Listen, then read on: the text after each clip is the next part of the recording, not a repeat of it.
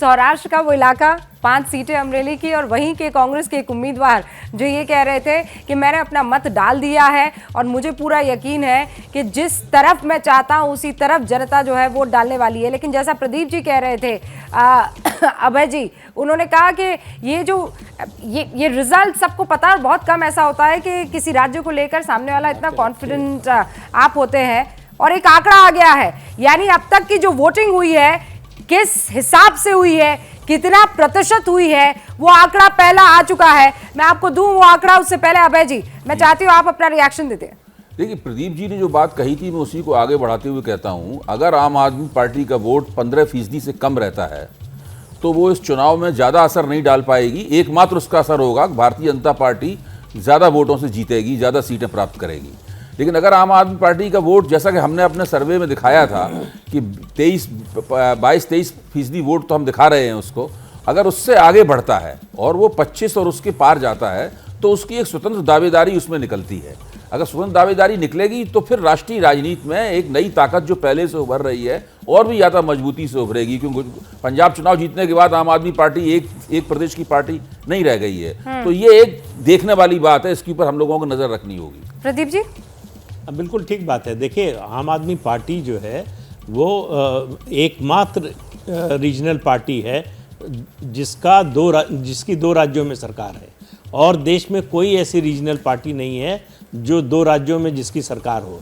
लेकिन राष्ट्रीय राजनीति की दृष्टि से देखें तो मतदाता अभी तक आम आदमी पार्टी को रिजेक्ट ही करता रहा है।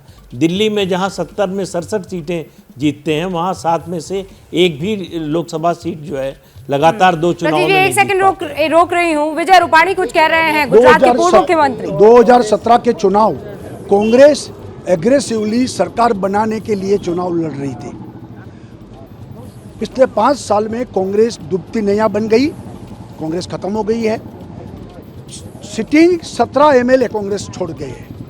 इसका मतलब वो भी जानते कि कांग्रेस में कुछ रहा नहीं है।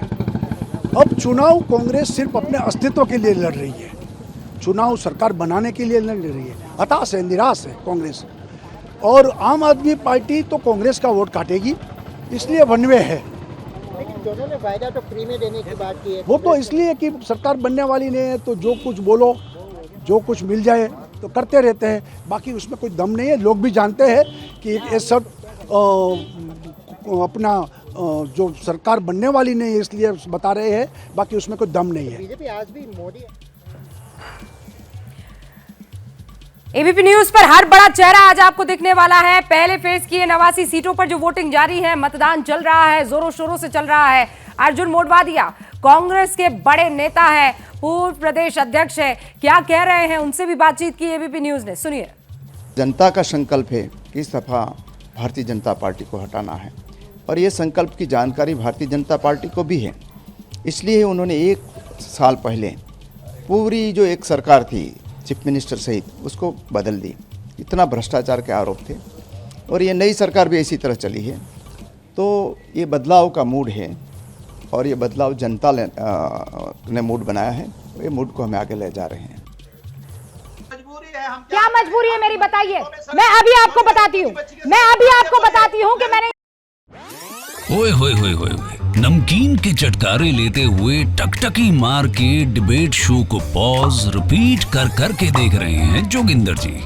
इनकी तरह आप भी देखें अपनी फेवरेट डिबेट्स को रिपीट कर, और डाउनलोड कीजिए एबीपी लाइव ऐप अपने स्मार्ट टीवी पर।